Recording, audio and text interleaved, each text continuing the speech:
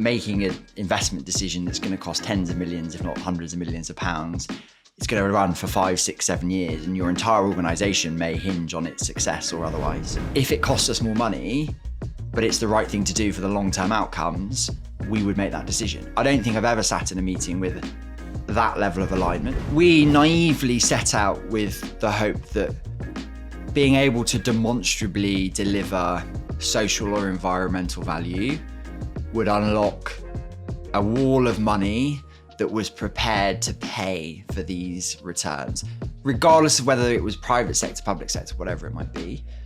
That didn't happen.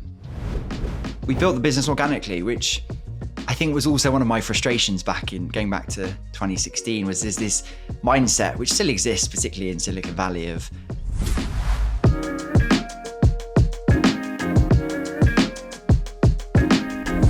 James, welcome to the People Property Place podcast.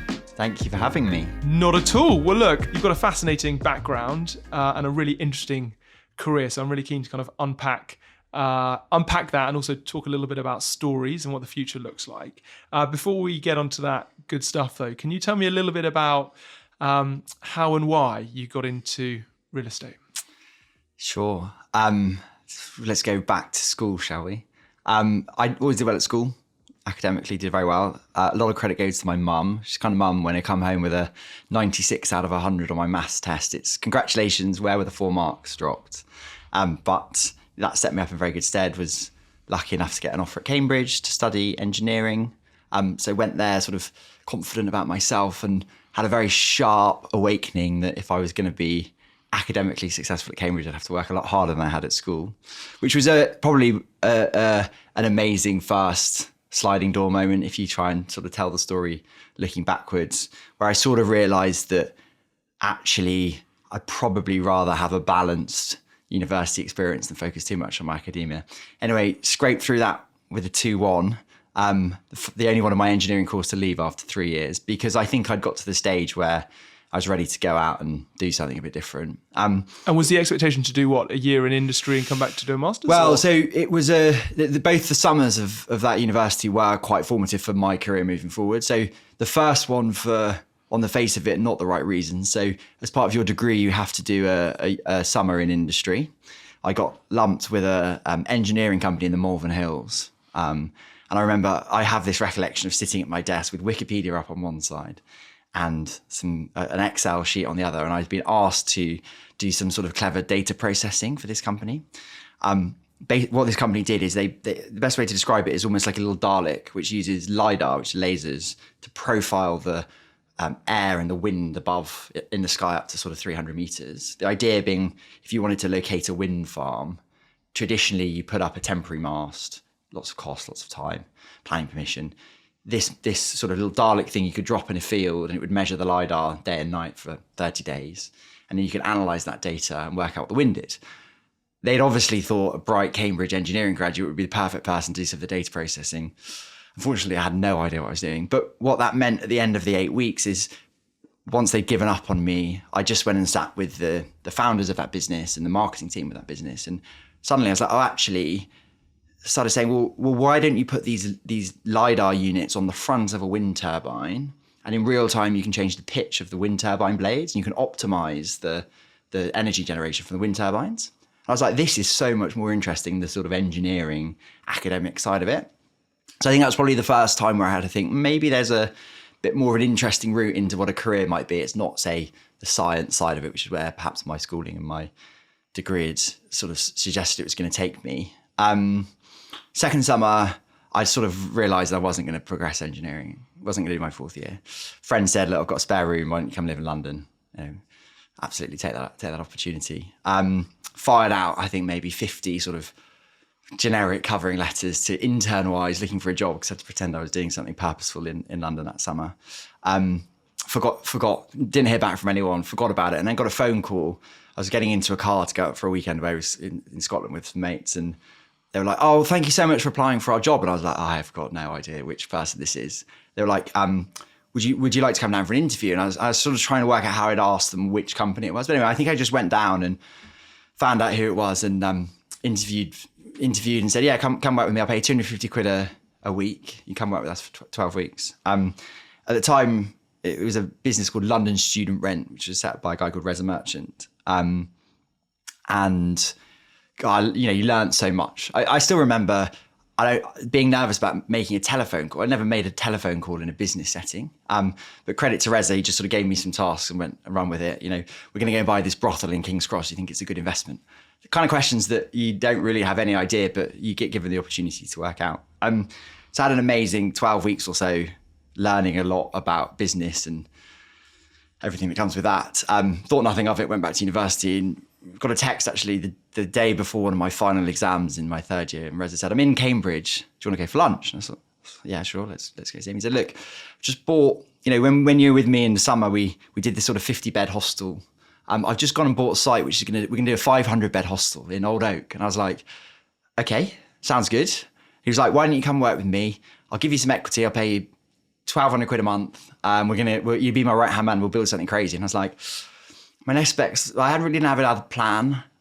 Interestingly, I'd applied to Deloitte's real estate grad scheme and got rejected because they thought I wasn't interested enough in real estate. So I thought, look, I've got nothing to lose. Let's do this for a year. And if it all goes wrong, I've learned a lot. Do you have any family or connections in the real estate space? No, not really. My dad was very practical. So, do DIY around the house. That's about the extent of my property family experience. Mum's a nurse. So not really entrepreneurs either, which is quite interesting. And kind of, I guess, going against the frame of that kind of traditional Cambridge group where you leave and you go and get a big name corporate blue chip badge on your... Yeah, all my mates basically went into law or banking. So I don't know where that comes from, actually. But I think in part that experience of saying, oh, actually, this is an opportunity at university to sort of decide which path through life you're going to take. It's the first time you really get given that responsibility. For whatever reason, I think it was let's not just do the well-trodden path. Could easily have gone out a different way. If I'd got offered that job at Deloitte, probably would have gone down a surveyor route and been very different. But that's part of the joy of how it goes, really, I guess. So Reza had lunch with you and said, look, why don't you come and work with me? Who was working with him at this stage? I think at this stage, maybe it was a team of 4. So a guy called Mikis, who was a Uzbeki accountant who'd got to know Reza. Guy called Alex Tarlow, who I think had known Reza from university and had been involved in some of the projects. And then Irina, who still works for me now, who's a Part 2 architect, amazing. And then a guy called Prince, who was sales. And I remember coming into the office and Prince said, what's your job title? And I said, I don't know. What's the job title? Reza? He was like, I don't know. So Prince got up Wikipedia and said, you're the COO. And I was like, yeah, fine, that sounds good. But yeah, I mean, what an amazing 4 years I had with them working with Reza. I mean, you asked me before this whether I sort of ever had a mentor, and Reza played that role in amazing ways. I think, what I learned was that if you believe that you can make something happen, there's a good chance you're going to go some way to making it happen. You've just got to try and you've got to work really hard towards that goal. And if I look back on what we achieved, we almost we did sort of create a new asset class. A lot of people saying there's no way you can do that. It's not within the London Housing Design Guide's space standards. But actually, luck or whatever it was, there were a few different people who all sort of wanted to buy into what we were trying to do, whether that was leaders in Ealing Council where the building was, whether that was us, whether that was the consultants that worked with us, funding partners, whatever it was. Sort of a naive belief that you can make it happen was what enabled it to happen. So what was Reza's vision and what were you kind of joining? Because you obviously touched on the fact that there was a 50 key bed pillow scheme. When Reza started his business, it was called London Student Rent. It was leasing and sublease. It was just a sort of student accommodation. If you're at LSE, you need somewhere to stay, go on the website, just a sort of intermediary. Then he sort of realised, if I rent a 3-bed house, turn the living room into a bedroom, I can rent out the 4th bedroom, I can make a margin. So we would, the margin that he was making on the rent, he'd go and put a deposit on another house. And was he buying them? No, just leasing just and renting, and there was just leasing and subleasing, and getting cash flow, generating that cash flow, putting a deposit down somewhere else. So proper entrepreneurism, at its most basic, which is, property's always probably been the original industry in which you can be an entrepreneur. And then said, well, actually, rather than there's all this value that could be captured if we own the building. So, but that same methodology of, well, we can put an extra bedroom in the living room, rent them out to individuals on spareroom.com, and you're going to make a 25% margin plus the extra bedroom. And then this fire burnt, this hostel in Camden, which had been burnt down, Reza said, look, we can turn that into 50 bedrooms and do exactly the same thing. And that's what I did in the summer, was helping deliver that with, I think it was Mario, the builder. I still remember him. I remember using my engineering degree and drawing out the floor plans where the breakfast bar was going to go. We love breakfast bars. But also going to Brick Lane and buying fabric and stapling it onto a cushion because no one else was going to build the cushion. So pretty amazing learning curve. And then when Reza came to see me in Cambridge, he said, look, what we did on that 50-bed hostel, there's this burnt out office block that's got an outline permission for student housing in Old Oak Common. I was like, I don't know where Old Oak is. But I reckon we can do the same thing, but at much bigger scale. Why not? Works at 5 beds, works at 50 beds, work at 500 beds.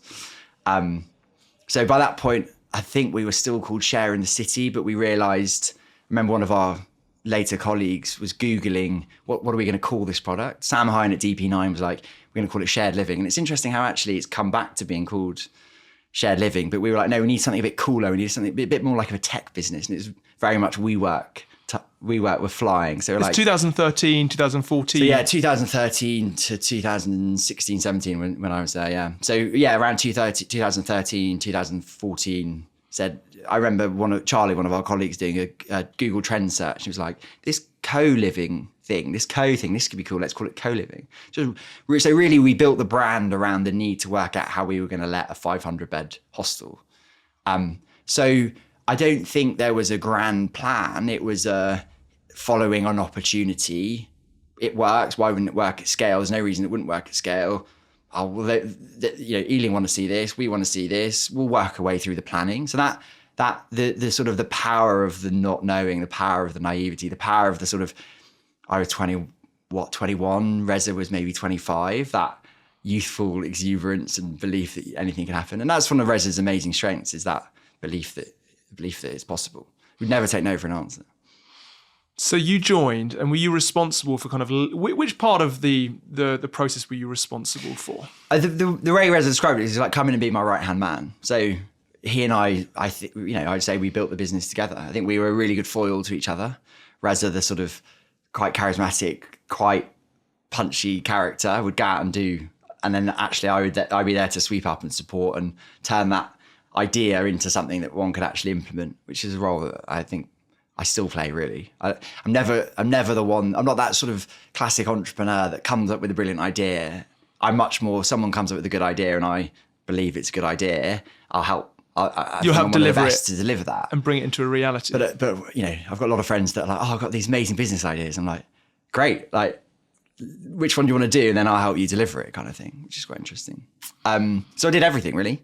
Everything from, I remember, I think the first meeting I walked into, Reza was like, we've assembled the team that built the Shard.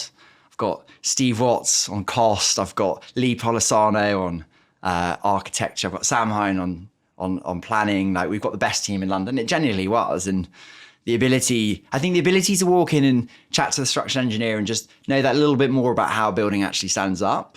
But also, again, that learned from Reza, that confidence to say, I've got no idea what's going on. But because I was fortunate to be in a position where we were the developer, you felt you could ask those questions. It's probably harder now sometimes, where you feel like you've got to, people are expecting you to know more than you do, to then have that kind of humility to say, I've got no idea.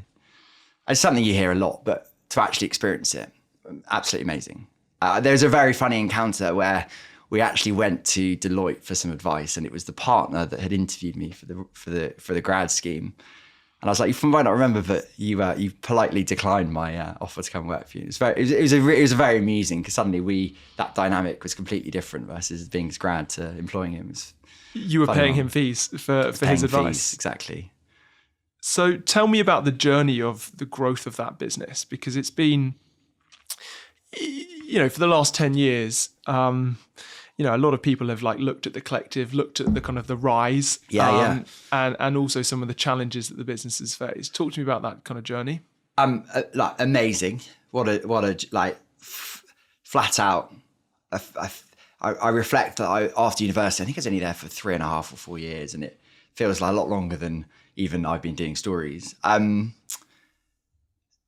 was definitely a mindset of growth. Let's do as much as we can, as quickly as we can. Let's be on 4 continents. And I think that works up until a point. I think there becomes a point in time where a business does go through stages of maturity, and the skills that needed at the early stage are not necessarily the same skills you need at later stage. So how you transition a business from a startup to a more mature business, and also how you do it in a way when you've got an incredibly strong character as a founder who's, I guess their identity is very embedded in the business. You know, if someone doesn't take a salary in their social life and their professional life, and in part the reason for being in co-living was the hospitality aspect was something Reza really enjoyed, and therefore, let's make our product all about hospitality as well as living. If you were then faced with an opportunity to take in a big investor who was going to put in a new management team, and you're going to have it's very hard to separate your identity from the business that you've built. So I think you can post-mortem all of the reasons as to why it ultimately ended up the way it did, but I often reflect that that's always going to be a challenge in a business. And is that more about having kind of a little bit more grey hair, infrastructure, process, system, sign off, and having had someone who's actually been in the business, who's been through various different cycles and has actually delivered? I don't think so. I don't think that knowledge is exclusive to someone that's got grey hair. I think probably one of the reasons I decided I was going to go and do something else, one was seriously intense and amazing and fulfilling and challenging 3 or 4 years. But I was like, look, now's a great opportunity to go and do something different. I can tell you what I went on to do, which was amazing. Partly, though, it's probably a sense of maybe let's consolidate what we've got. Let's invest in creating the best version of what we've got as a sort of a springboard to then do, as opposed to let's just grow at all costs. But I don't know that those are, I think they're more about personalities than they are necessarily about experience or grey hair, because I think you can gather as many insights and perspectives as possible. You still got to make a decision against them. And that comes to culture and personality and that sort of stuff. But yeah, I mean, it was hugely fun. We took a building in Bedford Square, and we'd host after parties in the basement, and it was amazing good fun, and fully engaged in everything that we were trying to do. But at the same time, I think we did, there's a lot that one would improve about Old Oak, but it's phenomenally successful, way more successful than our ridiculously ambitious modeling that we did for it at the very beginning. And it spawned not only, one of the things I think most interesting is so many other businesses. So many of the co-living businesses now are people that worked at the collective, not even co-living businesses, but architects and so on, interior designers. And credit to, if Reza was to leave any legacy, that the skills that he imparted on people and how they can be their own versions of entrepreneurs is probably, I would say, a bigger legacy that he's left on me, certainly, than anything we've done in terms of the collective. And excited to see where his journey goes. I saw him after a while, a few months after everything kind of came to an end for him, and he was like, one of his investors said, look, I invested in you before. You're now just like Lionel Messi on crutches. You're still Lionel Messi, and I'm getting a great discount, which I thought was quite a neat way of expressing kind of how you move forward from those sorts of things. For someone who doesn't know the story of the collective, can you just close that loop? What happened? So let's take it from when I started. So moved into being a developer operator of co-living at scale, so purpose-built co-living at scale. Delivered Old Oak in 2015 successfully. At that point, had built a wider pipeline, particularly a project over in Canary Wharf and a couple of others. And then after I left, that expanded to New York and Berlin and other places.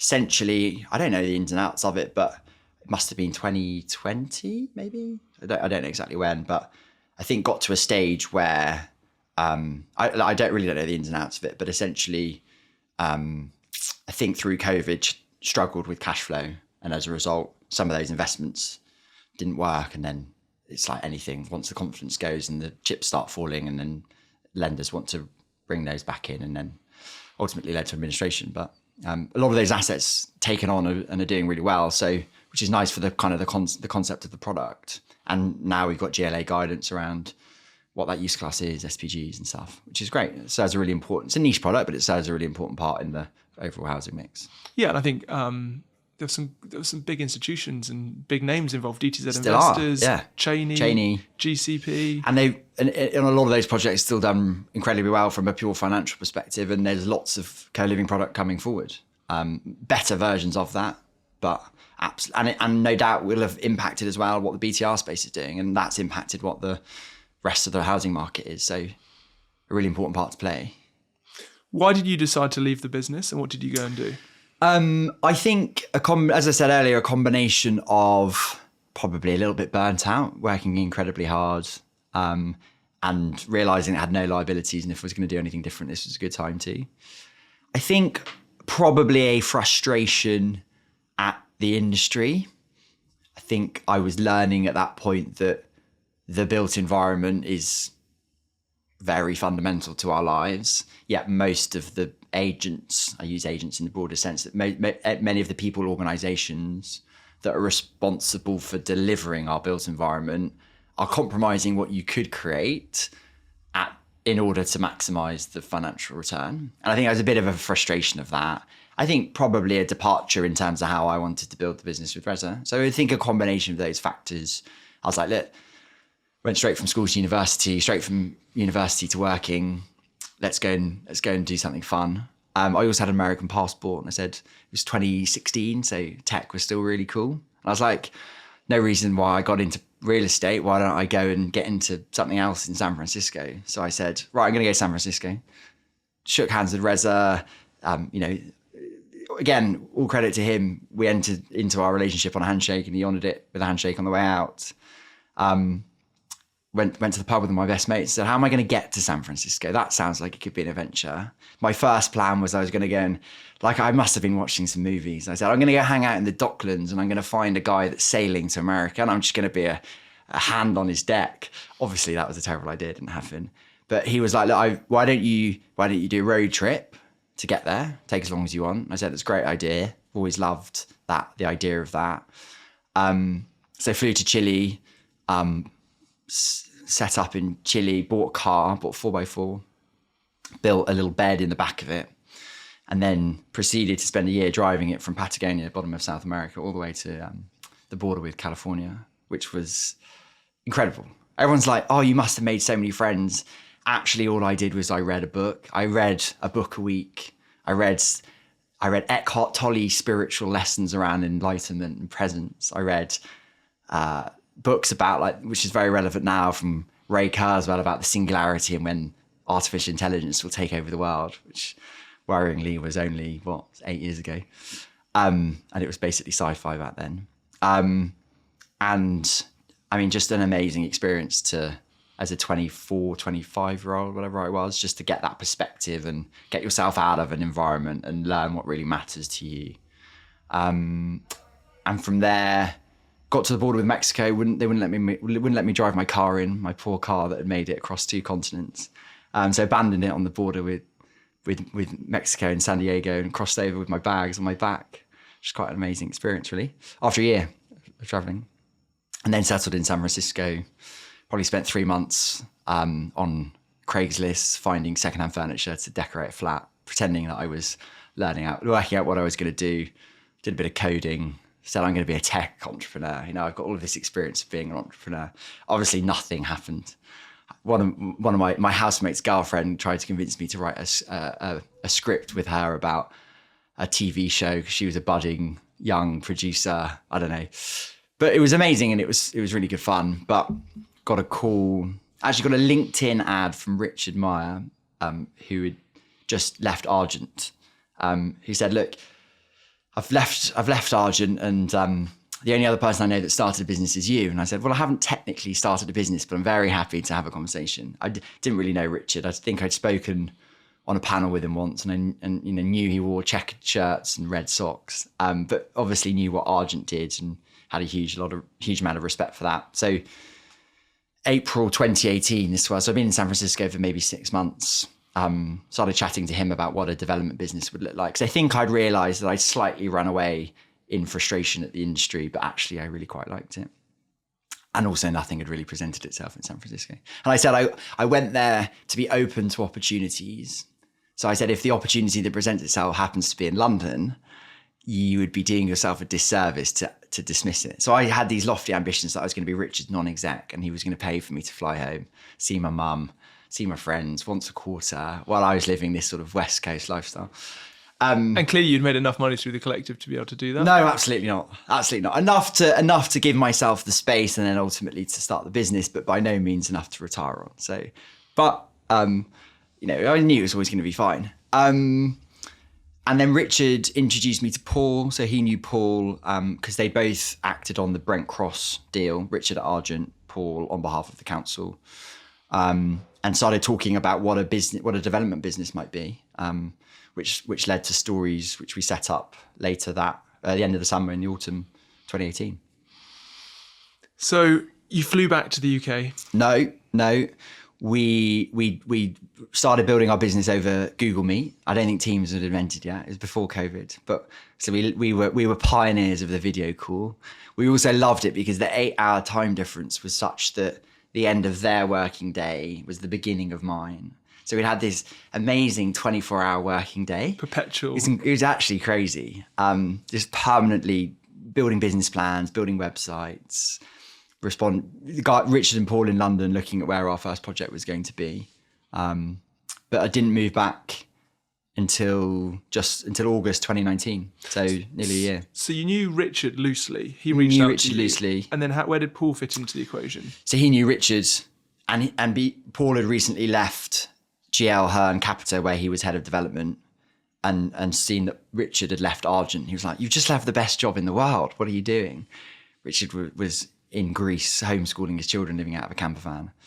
And he said, I think he'd got to a stage where he realised that the role he was in at Argent as Argent related, whatever it's called at that point, was no longer consistent with what he was prioritising in his life. So he realised that he still wanted to do something, but needed to take a bit of time out and rebalance the different priorities in his life. So Richard hooked us up, actually, or to start talking and thinking about what a development business might look like. So yeah, didn't know them really at all. But we're just throwing around, ideas. Did you have like a meeting of minds from a values perspective in terms of what you wanted to create? Genuinely, I was thinking I was just going to be a non-exec and I was just going to fly home and it was going to be a perfect thing. I do think sometimes maybe people in my position retrospectively describe the grand plan that they had. I think so often these things are not as thought through or strategic as people think they are. Something happens, you carry on spending time on it, probably with lots of other things on, and then for whatever reason those other things don't work and you decide, oh, why not? This one's the best one I've got on my plate at the moment.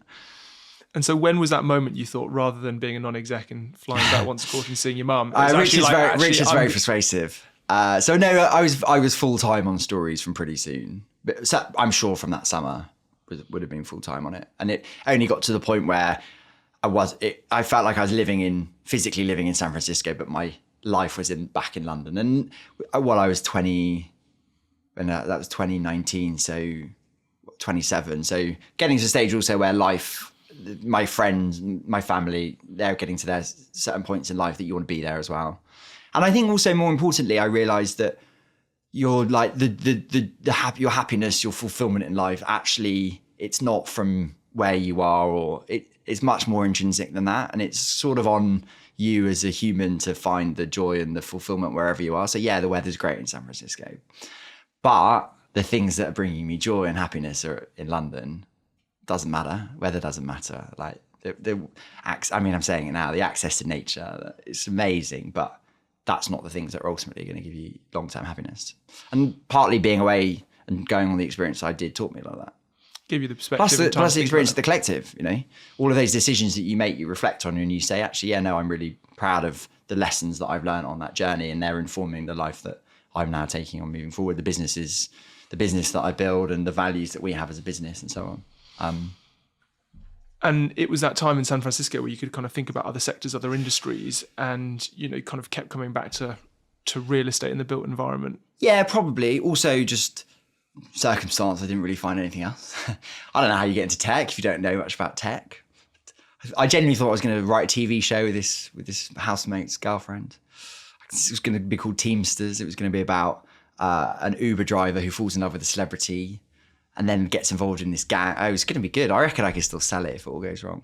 But no, look, I'm really, really proud of really proud of what we're building at Stories and the relationship I've got with Richard and Paul and the shared values that we do have. I think we all come at Stories from a different place, but I think fundamentally, I think we all believe that the built environment, I think I said it earlier, the built environment is so fundamental to the lives that we live as people, as humans, and therefore there's a responsibility if we're given the chance to define, build, create the built environment, that we're doing it in a way which is a bit more responsible. So I think we said, how do we set up a business that is putting the people at the heart of, acknowledging that built environment's more than just a commodity that you can trade. It's something quite fundamental to our societies, to our lives, fundamental. Let's build a development business which is a bit more responsible in that goal. Paul, I think, approached it from the position of working with charities and landowners and public sector organisations who are landowners and they want to achieve good things with it, but they're looking at the development market and saying, well, everyone here is motivated by maximising value, getting us out of the way. That's not what we need in a partner. So I think he came at it from there's a gap in the market. I'm trying to find a development partner and I can't see the development partner that I want to give to my clients. I think Richard wanted to draw on the things that have been brilliant in the past about Argent and translate that into a development business. I think, as I said, that kind of sense of we can do development in a way that's a bit more balanced in terms of what you're trying to create. And I don't think that has to be at the expense of good financial return. I think, can we create a scenario where doing good becomes good business? And I think the combination of those three perspectives led us to Stories, which is, it's driven by that purpose, but really I think where we set ourselves apart from other developers is sort of the intentionality behind any project that we go to. So a lot of really good property businesses, they are there to do development, make a good return, and do as much good as possible alongside that. So maybe they're a residential developer. They build housing and they do as much good as possible. Maybe you're a life sciences operator or developer. The way we approach a project is, who is the partner and what are they trying to achieve? So if we're working with a college in Oxford University, we are working with Mansfield College. Their ambition is to be the most inclusive college and obviously to support elite, really high quality education, Oxford University. What role does their property play in that? It's fundamental to the experience of college life. It's fundamental to the teaching that they can provide, the sense of belonging in beautiful Basil Champneys 17th century buildings. But what does modern architecture mean when you first step into that college? You know, my experience of going to university, I can really relate to that. It's one of the most pivotal moments in your life. So how do you experience that?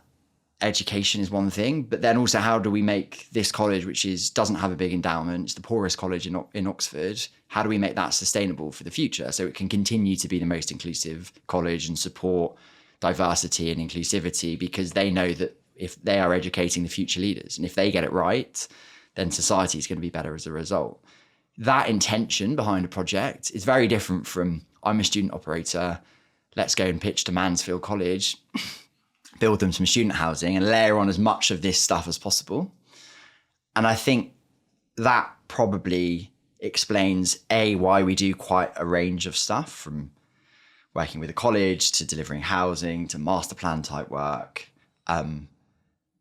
But also why I guess we get a bit frustrated sometimes with this sort of, oh, we're a social impact developer.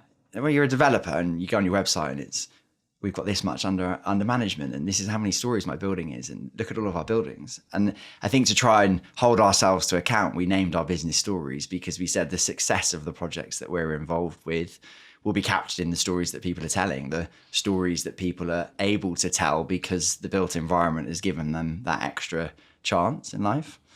And hopefully we're still holding true to that as we move into this next phase of our business. quick one from me. If you haven't already subscribed or followed this show on the podcast or app where you listen or watch, please do. It takes 10 seconds and helps tremendously. I've got really big plans for the People, Property, Place podcast, and that one small action really, really helps grow the show and the presence and enables us to keep doing what we're doing. So if you haven't already, please follow or like on the platform you watch or listen to. Thanks so much. It sounds great in theory. The reality is it's very... That sounded so lofty, didn't it? No, but it sounds great in theory, but it's hard to reconcile that. You know, or what is the hardest thing to actually bring that into reality? Is it finding the capital that buys into that vision and mission and meets you, but also the project's deliverables? I don't think there's any shortage of organisations that are doing something purposeful as their core objective that happens to be a landowner. I think I would flip it on its head. Find me an organisation that isn't a landowner, and there are plenty of organisations out there whose mission and purpose we can stand behind. Whether that's a local authority, whether that's a charity, whether that's a private business, but we're aligned to what they're trying to achieve. There's a lot of those. Most of those organisations are accidental landowners. They don't have a big property team. But their real estate, their built assets are really important to how they can function. And they know that they need a partner to help navigate the incredibly complex world that it has become of development, but also look after them and be a trusted partner, because you're making an investment decision that's going to cost tens of millions, if not hundreds of millions of pounds. It's going to run for 5, 6, 7 years, and your entire organisation may hinge on its success or otherwise. Even if you're an NHS trust, that still holds, let alone if you're a charity. So finding the opportunities is hard, but it's not for me the most difficult bit. I would have said, I think the success of the projects that we work on is when all of the partners are aligned, and really that's about land and money, and then us as the development partner. So the funding is harder, definitely. Whether it's the culture around it or the very purpose of, if as an investor, maximising returns. But I guess we've been very lucky early in our business to find Aviva as a funding partner who I will probably remember this meeting for a long time. I sat in a meeting with Barnet Council, who are our partner up in Mill Hill, and Sophie Sophie White from Aviva Capital Partners. And both of them looked at us and said, we're not prepared to compromise on the quality of this product because we're both here for 50. Both of our organisations are going to be involved in this asset for 50 years. This is REBA stage 1. So if it costs us more money, but it's the right thing to do for the long-term outcomes, we would make that decision. I don't think I've ever sat in a meeting with that level of alignment. And I think it's only with that alignment, that intentionality, that you're ever going to deliver the kind of things that we think that you can, the potential that the built environment's got. If you're coming at it from a position of our primary objective is this level of financial return, we want you to maximize that, but we want you to do that in a responsible way. You can do great things, but you're already starting from the wrong footing. So I think that's hard. But then again, one of the things we said when we set out with Stories is it's not about us having a product that we force onto a situation. So take the collective as an example. We had a product that we wanted to deliver. So we were trying to find opportunities where we could make that work. Instead, with Stories, I think we've said, look, the first thing that we do is work with you to work out what it is that you're really trying to achieve here. The built environment will play a part in that and we'll help you work that out. But it's broader than that. But like, what does success look like for you? Exactly. What's your vision here? And where does the real estate aspect fit into that wider success? And can we help you with... We can help you with what we can help you with, but if there are other people that need to help on the other things, absolutely. Generally, by that point, our partners have worked out the opportunity, and so therefore we can generally take on that piece of work, if that makes sense. But there's a real piece about the brief and the visioning and the objectives up front. With Mansfield, for example, we spent 2 years sitting with. I remember the pitch. They went around the table. It was Paul from philosophy.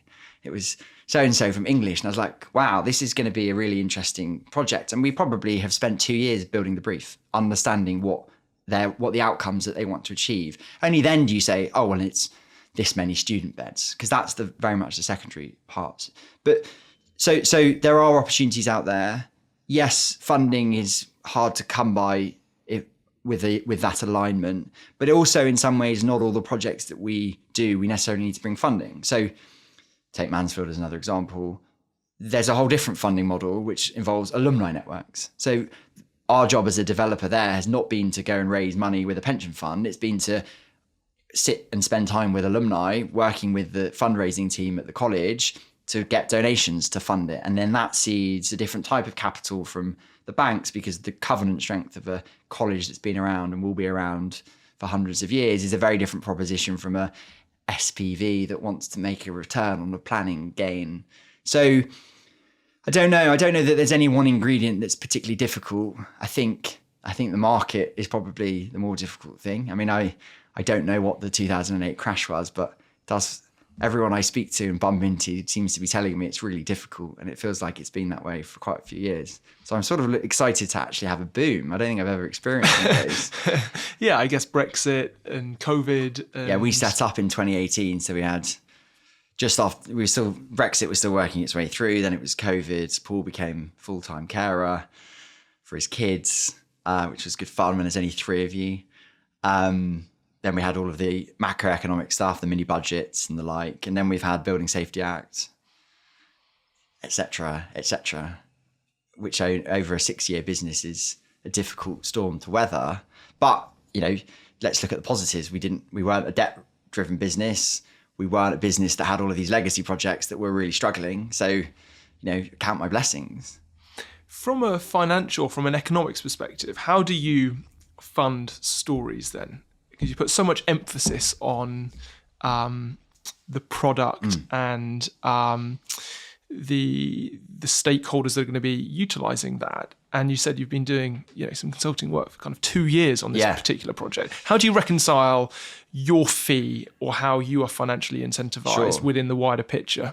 So we've worked hard and been very deliberate about not selling any stake. So Paul, Rich and I are equal shareholders of the business. We put the seed capital in, very, very modest in the grand scheme of things. And we've worked hard to build a sustainable business that earns income, pays its bills and continues to grow. And we work very hard to make sure that we're balancing the team, the resource in the team with the projects that we've got, and not overstretching ourselves, but also being able to lean into different opportunities. So that was to be able to do that, if we look at the six and a half years of our business, there's probably kind of 3 phases. There's you set up in response to an opportunity. Then you suddenly have to stay alive, and that's partly COVID driven, I think, in this instance, which led us very much to, there's some really interesting consultancy opportunities. A lot of people saying, we really value what you guys are standing for and what you're trying to achieve. Is there any way you could come and look at some of our projects and bring that perspective, that lens, your experience as founders, as Richard at Argent, myself at the Collective, Paul in the role that he did sort of more on the advisory side, and help us solve our problems. And what's really interesting, I think we've actually identified a niche in the market, which we would never have realized, which is developers that aren't in it for the development project, but can bring all of that skills and that drive and problem solving and broad generalist knowledge about the property sector, whilst also having had to live with their decisions in a way that a Savills never will have done, and give them that critical thinking at the start before they go out and procure an architect. So that's led to work with people like the Crown Estate, Nottingham Council on their Broadmoor shopping centre. We've got a call, into have gone bust and the shopping centre's half demolished. Where do we even start? So that was a really amazing project to work out what do you do with a half demolished shopping centre, and worked with Thomas Heatherwick on that. We've done studies for other local authorities. We've advised NHS trusts. And again, what was really interesting is that was sort of we need to get income into the business to pay the bills, but we soon realised it's incredible for building our understanding. We call it paid R&D. And it's great for building our track record as a small business, because you can point to projects that you've been involved with, which if it's a development project takes 6 years from start to finish, plus however long you've spent up front. So we built the business organically, which I think was also one of my frustrations going back to 2016, was there's this mindset which still exists, particularly in Silicon Valley, of don't worry about being a profit generating business, lose loads of money, we'll just pump loads of money into you and eventually one day you'll make loads of money. And I was like, why have we forgotten like good old fashioned business of earn some money, use it to invest, earn some more money, use it to invest. Keep your costs sensible. Below your income, yeah. And don't obsess about the biggest fundraise. And when people measure the success of their businesses by how much money they raise, I'm like, you completely missed the point. That's not the point of a business. And there's you can get me off on a tangent about what businesses, what the history of what a limited company was or a corporation and the roles that they've played in society. I think it's a very modern phenomenon that they're solely engines for generating shareholder capital. That's a very recent, in the grand scheme of the corporation, phenomenon. How receptive has capital been to the proposition, and how easy has it been to identify capital that is looking for these types of projects, and has it become a bit easier? Just given the ESG kind of agenda mainly. We naively set out with the hope that being able to demonstrably deliver social or environmental value would unlock a wall of money that was prepared to pay for these returns, regardless of whether it was private sector, public sector, whatever it might be. That didn't happen.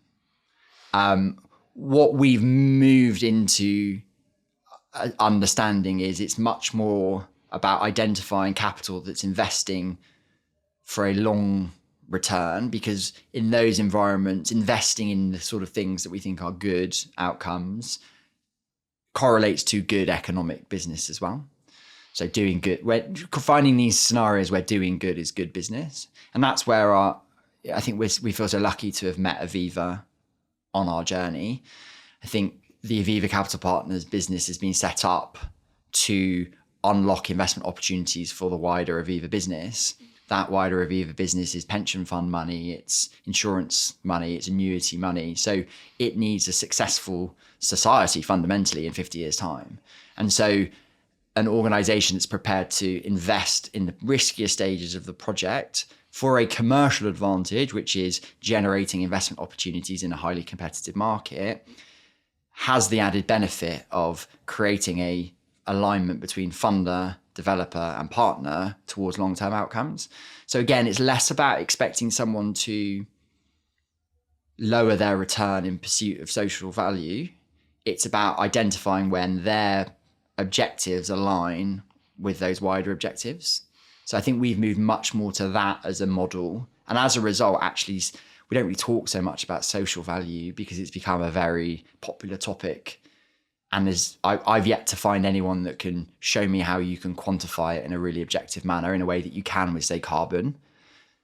And actually, we talk much more and focus much more on what's the intention behind the project in the first place. And then have we behaved in a way where, in that specific, unique circumstance, made decisions that are ultimately balancing the triple bottom line, social, economic, environmental outcomes, towards that original intention. So it's less about measuring us against someone else, because that's never a correlation that you can really make. So how does that translate to funders? I don't know. I think it's not. I think it's what I just said. It's about finding people that are aligned to those long-term outcomes. And of course, that investment proposition is attractive to them. The other reality is it's very difficult to make things work at the moment. So I think one of the things that we're trying to do is to find these projects where it's not necessarily that traditional, I'm investing, I want to make a return on my planning, I want to make a return on my construction, because my purpose is, let's take Mansfield, actually alumni are investing in the project for different reasons.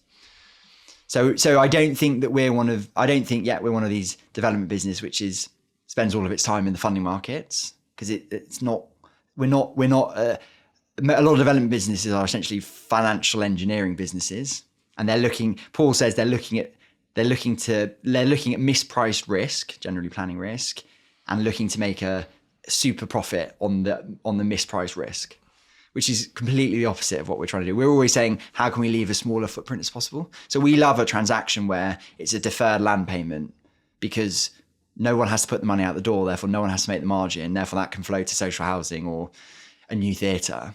Most developers will say, well, if I can pay for the land up front and I can get my 2x on this, and then I can make my planning gain, and oh God, look, I've made loads of money.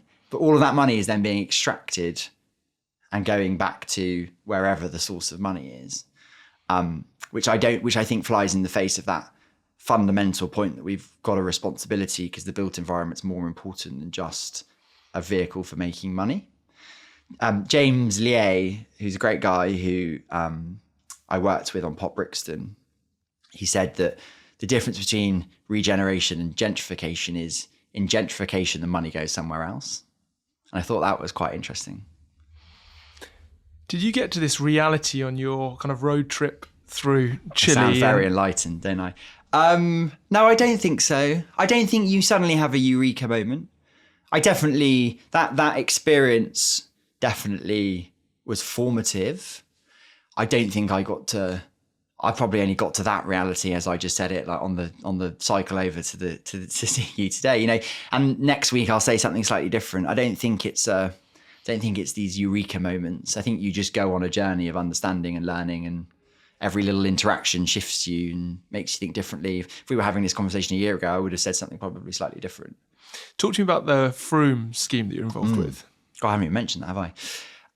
I think it's a brilliant example of it's kind of the project that if in 2018 you'd asked us what would be a good stories project, I think it would be up there. So it's fascinating. It's absolutely fascinating. I would say it's a David and Goliath story. So Froome, I think it's one of the main towns, if not the main town in Somerset. Really interesting community of people there. And there's a site which is sort of the last quadrant slither of the town centre. It's currently sort of industrial land, not being used for a long time. A deal had been done with a house builder to deliver a house builder scheme, and a guy called Damon Moore and his wife Kate, who operate a sort of workspace studios building on the edge of Saxonvale, which is the name of the site. As far as I understand, said, look, this isn't in line with the local plan, and we don't know that this is what's right for Froome, and we think we've got perfectly good reason to say that this hasn't been done in the way that it should have been done, not least because it's not delivering what the people of Froome want. Stage left, enter Paul Oster, who'd recently moved to Froome, and between them set up Mayday Saxonvale, Mayday being Mayday, Mayday, we need to save our town. And we got introduced, or they reached out to us quite early, and they said, look, we know we're going to need help from a development partner. Everything you're saying resonates with what we want, what we're about. We're a community group that want to do right by our town that we love. And we need as much help as we can in pursuit of that. But anyway, Mayday Saxonvale, as it became known, that the community representing its local community successfully judicial reviewed the planning application, convinced Somerset Council to reopen a procurement process, funded their own planning application, convinced many people to put their time, effort into supporting them, ourselves included, and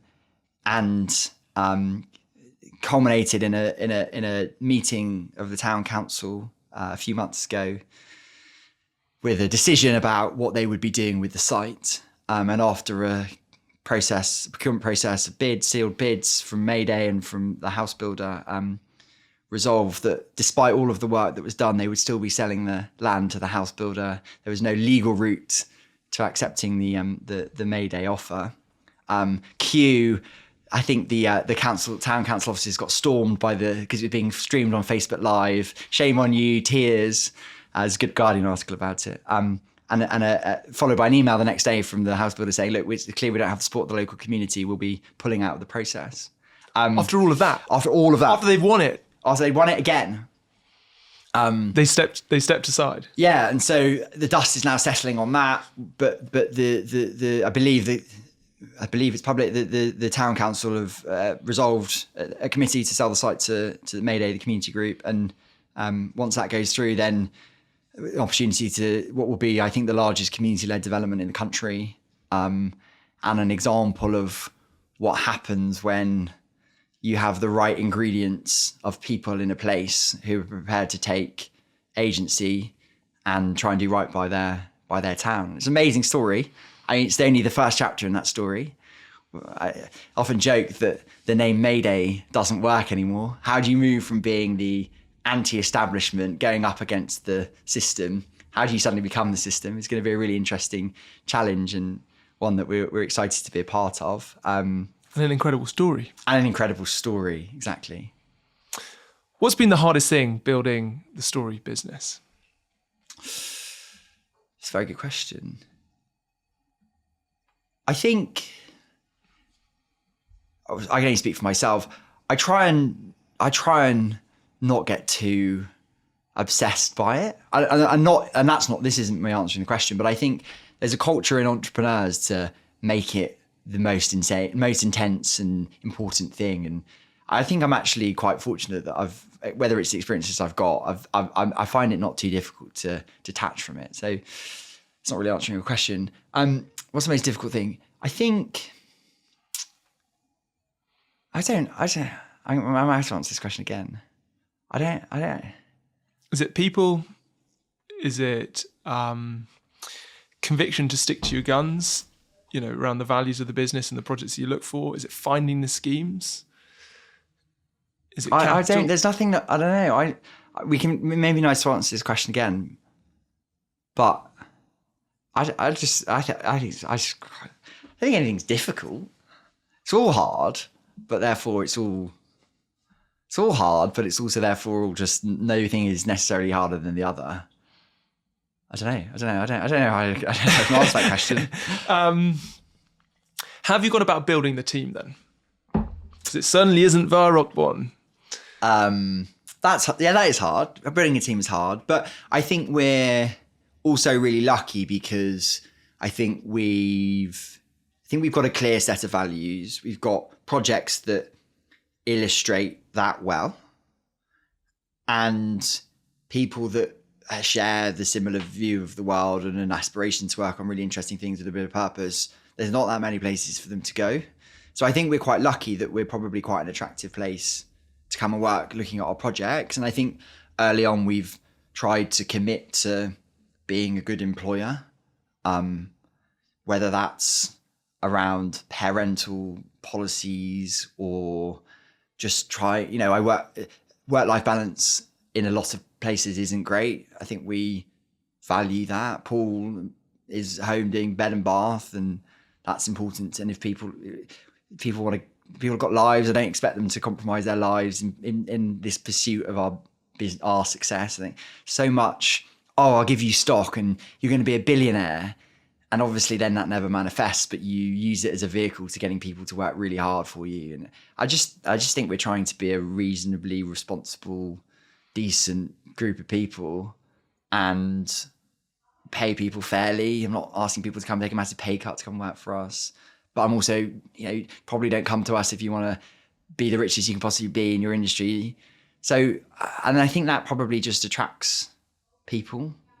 I think the hardest thing in terms of people is we're growing organically, and therefore we're working always really hard to make sure that we don't overstretch ourselves, which means we're always verging on the edge of not quite having enough resource, because I want to be responsible as an employer and therefore employ people. And I know I can pay their salaries and I know that they've got work to do. The last thing I want to do is hire loads of people and then projects don't land. And then suddenly I'm like, see ya. I want to keep the business I like the fact that we own the business, and we've created a structure whereby employees can also have a share in the ownership, so that we are all fundamentally aligned and we can make the decisions that we think are in the best interest of the project. We're not having to deliver for a shareholder that's got a 5-year horizon, and hopefully we'll be able to maintain that at the corporate level. No, look, people I'm looking at it through rose tinted glasses. Finding good people is really, really hard. And I guess also, no, it's you're dealing with people, you're dealing with their lives, and sometimes the decisions that you might have to make maybe affect people's lives. So when you have to make hard decisions as an employer, that can be really difficult. That's probably the hardest thing. Got there in the end. What does 2025 look like for Stories? It's going to be busy. We're at this really exciting point where I talked about phases of business earlier. We've started it, and then we've had the chaos of trying to stay alive. But in that period of time, you build a bit of a track record, build a bit of a reputation. You secure your first flagship, really important projects. And we've secured a great funding partner in Aviva. And that kind of, for me, represents another kind of a transition period. You're also starting to grow in size. We're now in a position where we're very close to securing a really exciting... We've always said 5 major projects is a lovely size. We don't want a business which is 50 people and we've got layers of management. We want a team of 15 or 20 people. We want to do really amazing projects. We want to do them really well. And we want to show that the way that we've approached it is a way that is a better way of doing it. And the influence that we can have is about leading the way and forcing other businesses to move more towards where we are. We debated whether we would be a social enterprise or a charity or a kick. And we said, if we do all of those things, we'll just get pigeonholed. If we set up as a for-profit limited company and we deliver projects that we're really proud of, we will be able to hold those up and say, why are you not doing some of this? Like, why are you doing this? This isn't excusable. You can't hide behind your profit motive as your reason for doing this. So the ability for our brand and to punch above its weight is definitely an objective. I don't know that that's going to happen in 2025. 2025 is about securing these really interesting opportunities that we're right on the cusp of. And then in parallel, getting our business in a position where it's executing on those. We already are, but I'm really excited myself in terms of my role this year about we're going to be 10 people. It's a really interesting size. And up until that point, you can kind of get away with not having much process, not having that much structure. I'm really excited about how my role, for example, shifts to how do you build a really high performing team? How do you really motivate people? How do you make sure they've got all of the knowledge that they need? How do you adapt people's role? How do you, as the projects go through different phases, how do you make sure that you're ahead of how that's going to change? How do you now learn across 5 different projects and take best practice? How do you then start to use that influence that you're building as a bigger, more established business and look at what's the next 5 years and how are we going to get the project that's the next kind of project for us so that when these finish in 4, 5, 6 years, actually we're on the next scale and size and influence and opportunity of project. To your questions about funding, what opportunities with funders are we unlocking as we start to establish our track record? As one thing we haven't really done as a business is sort of engage at any kind of political level.